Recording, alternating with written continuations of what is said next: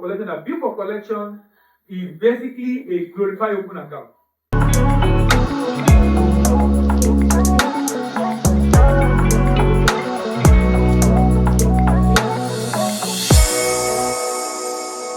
Look at what I was telling you before. So, if you want to issue a standby or guarantee, ladies and gentlemen, don't make it too complex.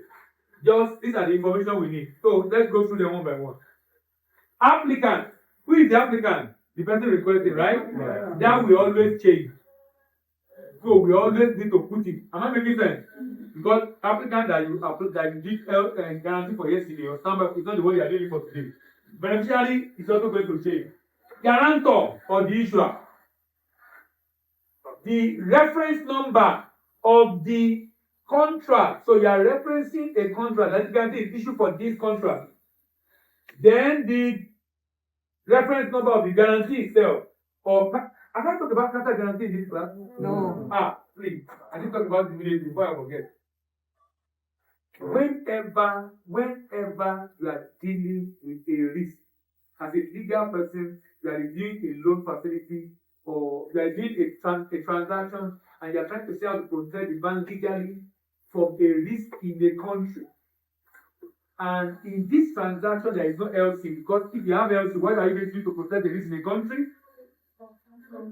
Confirm letter of credit.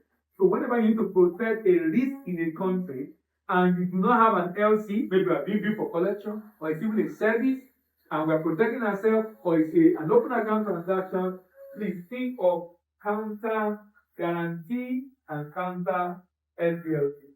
Counter guarantee or counter SBLC. What does that mean? Let's do a scenario. This is an exporter in Ukraine.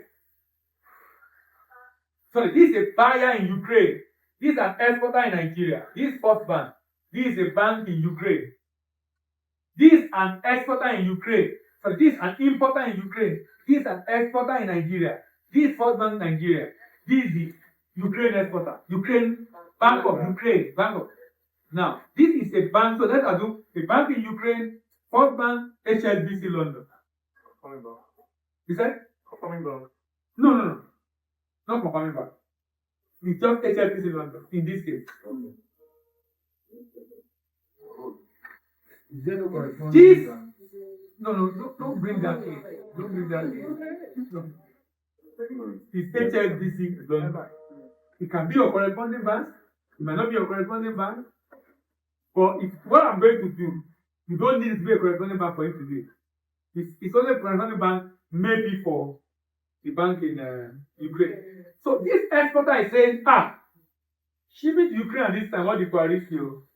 What if, what's the name? So, what if Putin bombed the bank? I'm not comfortable with Ukraine bank. But I'll be comfortable if you can get a bank in London to give me undertaking. Am I making sense? Citibank London have account of this bank.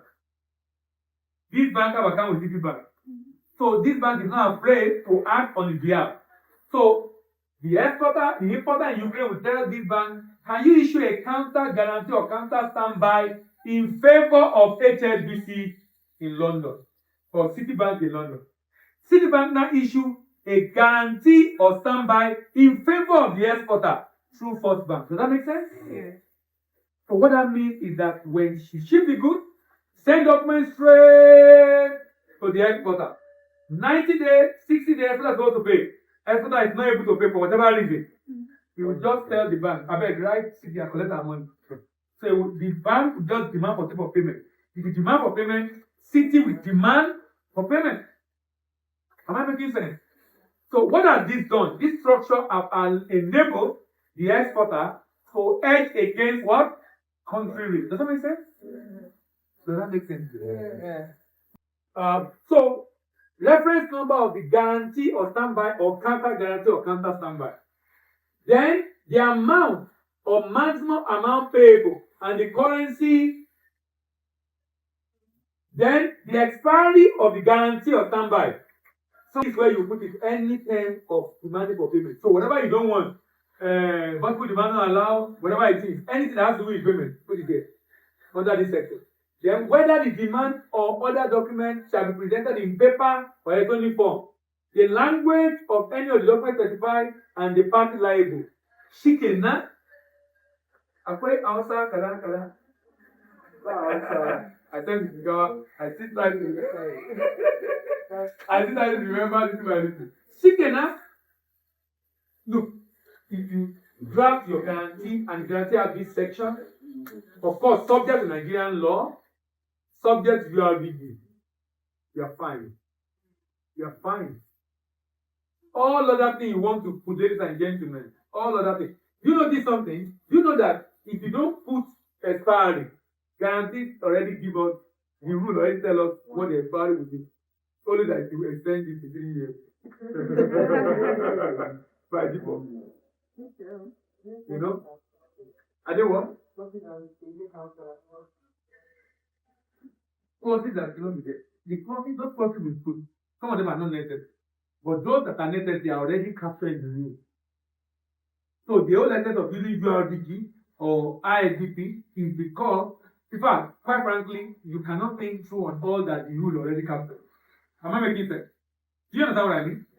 You are not likely going to be able to think through because the document was developed not just in Nigeria, across the world. So different inputs in it to come up with that document. So you can be sure it's comprehensive and protective of the party before it's adopted by ICC. In fact, your bank contributed to it because before they released that rule, Philippine is a member of ICC, Port Bank is a member of ICC, ET, or most Nigerians are member of ICC. And they will send us a draft. We will look at it together in a meeting. There will be a committee that will look at it, present to the whole house. We will send our own recommendation to ICC Paris. Every country and we have over 170 countries that are members of ICC.